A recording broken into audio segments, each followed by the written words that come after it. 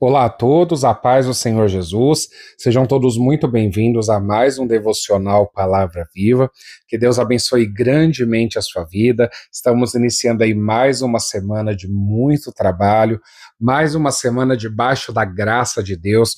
Tivemos ontem Santa Ceia do Senhor, 2 cultos abençoados, onde a presença de Deus ela foi palpável nas nossas vidas, amém? E eu louvo pela vida de cada irmão que esteve conosco, e que o Senhor te abençoe grandemente e que você viva uma semana sobrenatural da parte do Senhor.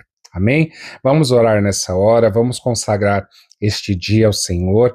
Nós já estamos aí no terceiro dia do mês de novembro e eu sei que grandes coisas o Senhor ele tem para realizar nas nossas vidas. Amém? Vamos orar.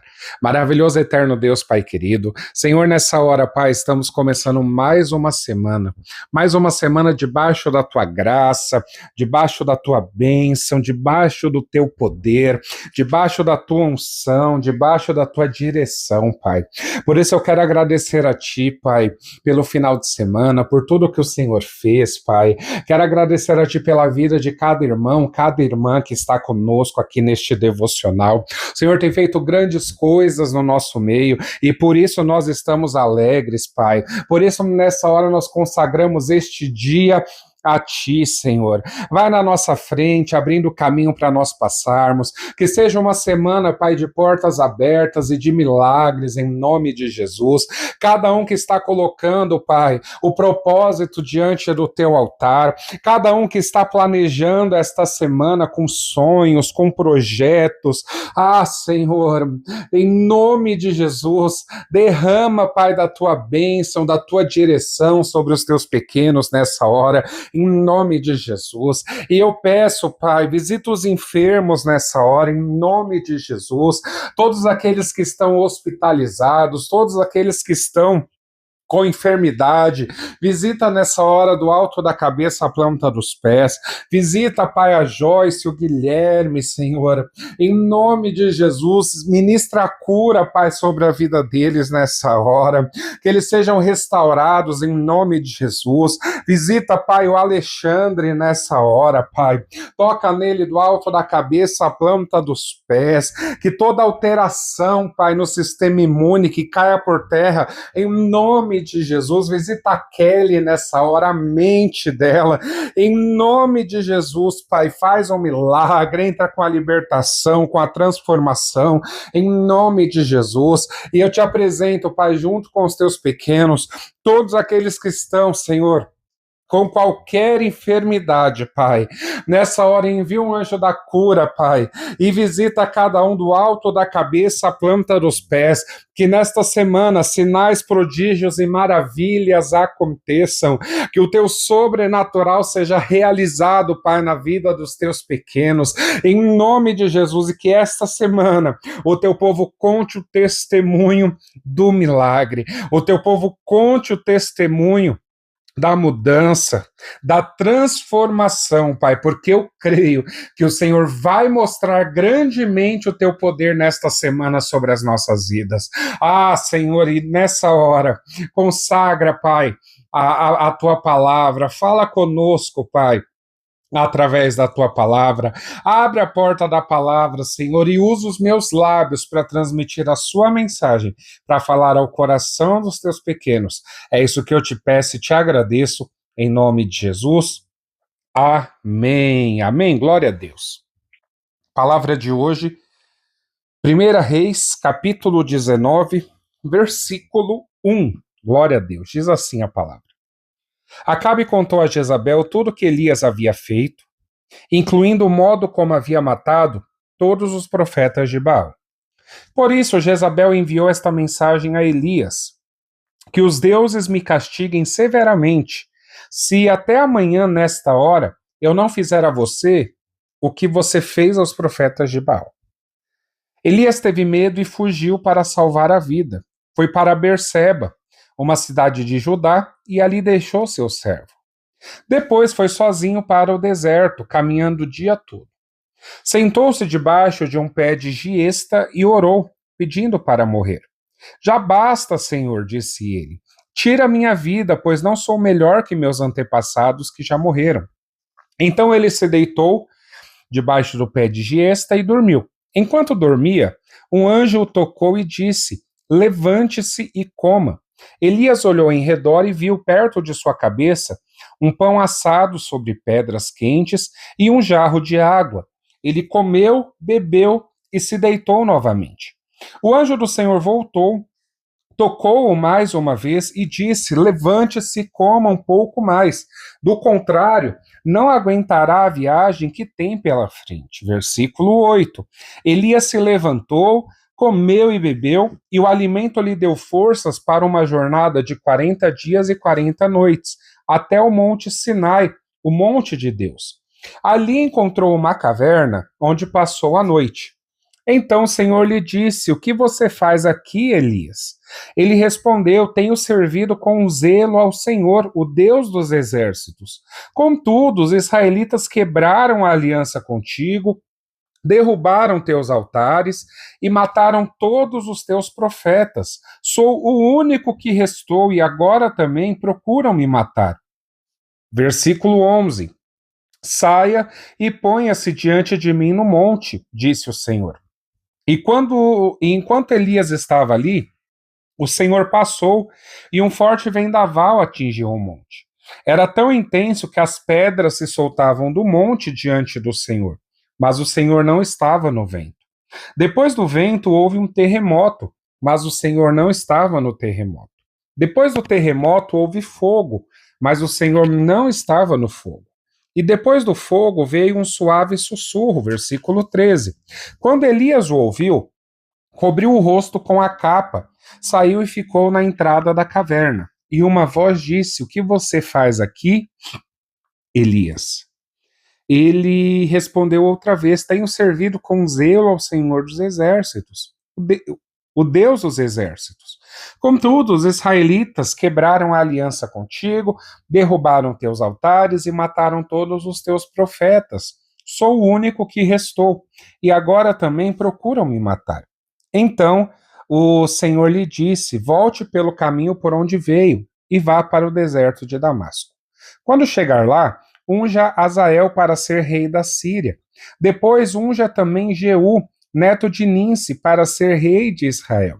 E unja Eliseu, filho de Safate, da cidade de Abel-Meolá, para substituir você como meu profeta. Quem escapar da espada de Azael será morto por Jeú, e quem escapar da espada de Jeú será morto por Eliseu. No entanto, preservarei 7.000 de Israel que nunca se prostraram diante de Baal, nem o beijaram. Amém? Só até aí.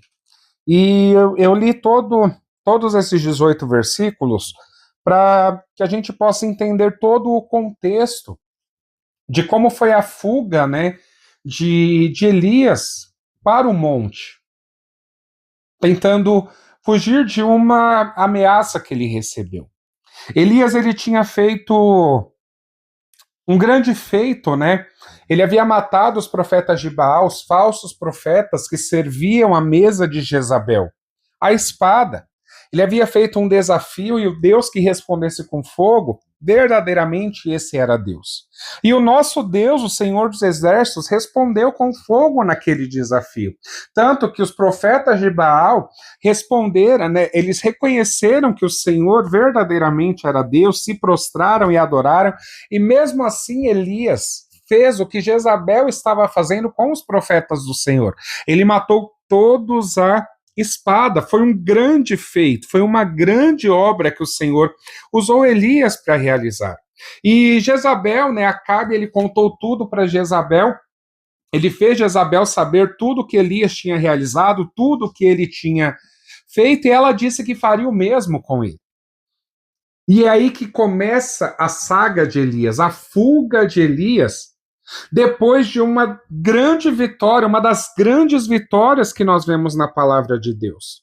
E o que eu quero dizer para você nesse dia, que o momento após as nossas maiores vitórias são momentos em que nós ficamos mais vulneráveis a uma queda. Elias, ele havia acabado de conquistar uma vitória importante para Deus, mas de repente ele ficou tão desanimado a ponto que ele desejou a morte, irmãos. Ele já havia se esquecido do poder que o Senhor tinha demonstrado no Monte Carmelo. E é comum eu e você realizar a mesma coisa. À medida que a gente depende do poder de Deus, a gente faz um progresso muito rápido na nossa vida espiritual. Porém, conforme nós progredimos espiritualmente, nós vamos encontrar oposição. Nós vamos encontrar uma batalha espiritual. Satanás, ele vai se levantar para tentar impedir o meu e o teu avanço. E esse tipo de oposição, quando se coloca no nosso caminho, ela coloca para parar a obra do Senhor. Muitas vezes essa oposição vem através de uma afronta, através de uma ameaça, como a que Elias recebeu: ou você para ou eu vou te matar. E o que ela disse? Que os deuses me castiguem severamente se até amanhã, nesta hora, eu não fizer a você o que você fez aos profetas de Baal. Ela queria fazer o mesmo com Elias. Muitas vezes, quando nós estamos na tentativa de avançar espiritualmente, crescer em graça e em sabedoria, a oposição, ela vai se levantar e nós precisamos estar preparados para essas oposições. E quando não vem dessa forma, muitas vezes ela vem através de uma tentação, através de algo que nós ainda não abrimos mão da nossa vida. E o que acontece? Alguém que demonstrou grande força, alguém que demonstrou uma confiança plena, uma certeza plena no Senhor, começou a desejar até a morte, ele começou a querer a morte. Nós temos que aprender com Elias.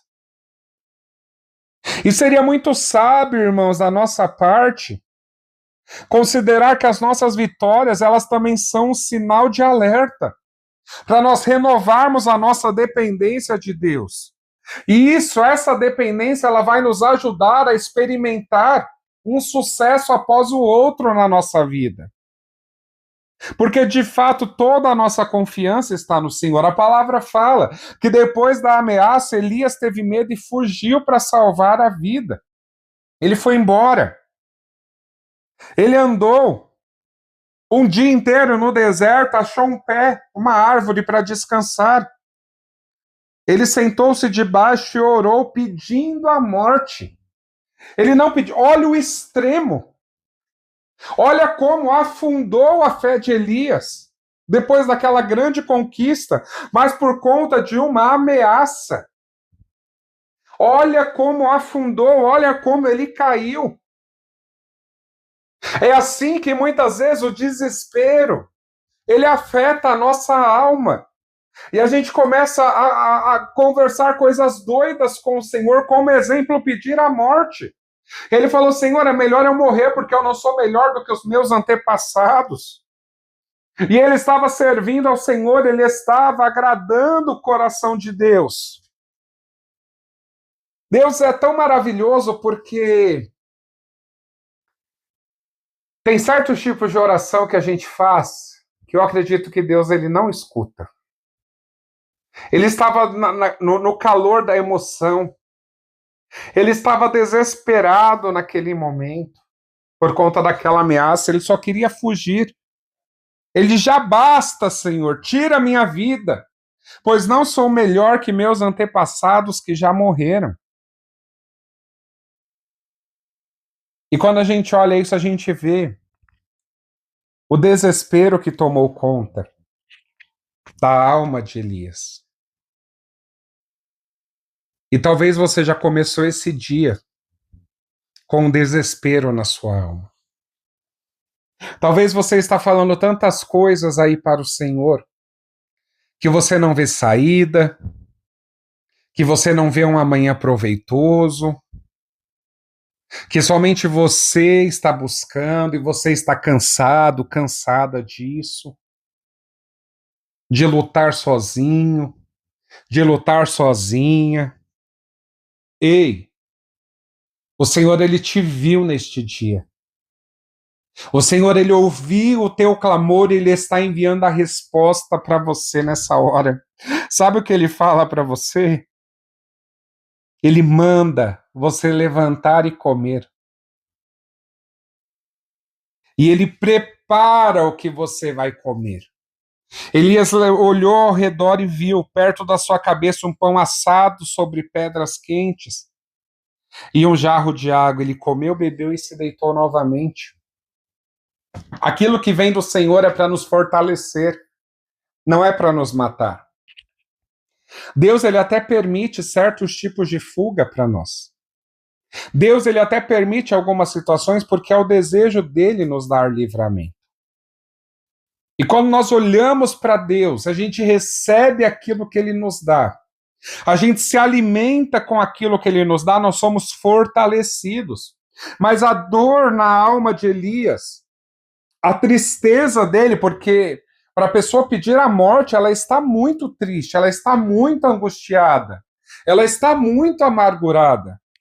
Era tão grande que ele comeu, bebeu e se deitou novamente. Sabe o que aconteceu? O anjo do Senhor voltou e tocou mais uma vez e disse: levante-se e coma um pouco mais. Do contrário, não aguentará a viagem que tem pela frente. Elias se levantou, comeu e bebeu. E o alimento lhe deu forças para uma jornada de 40 dias e 40 noites. Pão e água. Não precisa de muito, precisa do que vem de Deus. Essa é a palavra que eu tenho para você nesse dia.